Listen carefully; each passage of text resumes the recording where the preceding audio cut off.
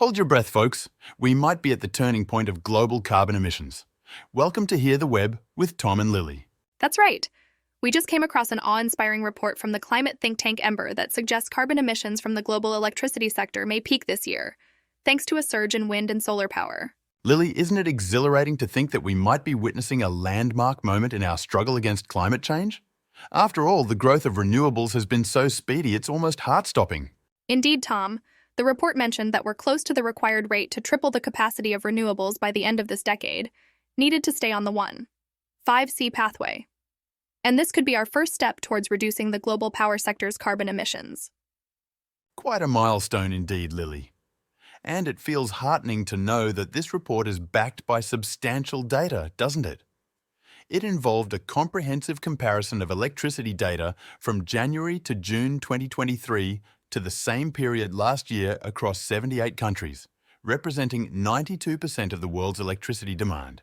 What's more, Tom, Ember's report found that even amidst this climate crisis, the world saw only a 0.2% increase in global power sector emissions in the first half of 2023 compared to last year. A lifeline for our planet, maybe? The numbers say it all, don't they? And Ember doesn't stop there. They've highlighted an uptick in wind and solar power.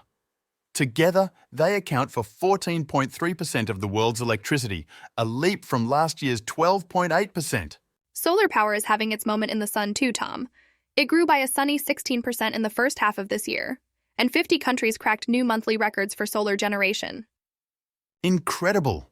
Such a rapid rise in renewable energy is what experts believe will keep the world on a 1.5 degrees aligned pathway.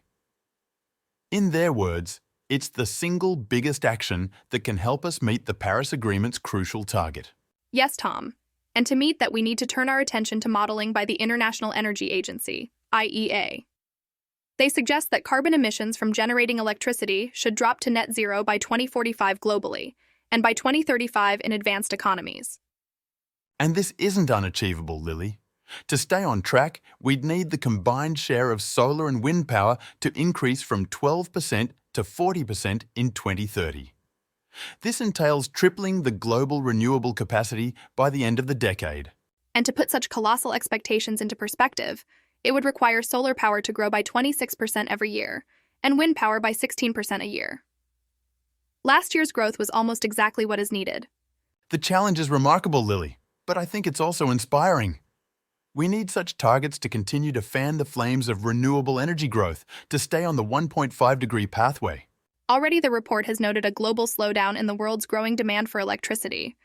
In the first half of 2023, it rose by a minuscule 0.4% compared with the same period last year, a massive drop from the 10-year average of 2.6%. Well, Lily, the world seems to be realizing the dire need to stay on a sustainable path. And if these trends persist, we could be nearing a future where we unleash the momentum for a rapid decline in fossil fuels. And that gives us hope, doesn't it, Tom? As we teeter at the peak of power sector emissions, perhaps we are gearing up to embrace a cleaner, greener world. Absolutely, Lily. We're on the threshold of transformative change, riding the wave of renewable energy revolution. Until next time in Hear the Web, here's to a brighter, greener future.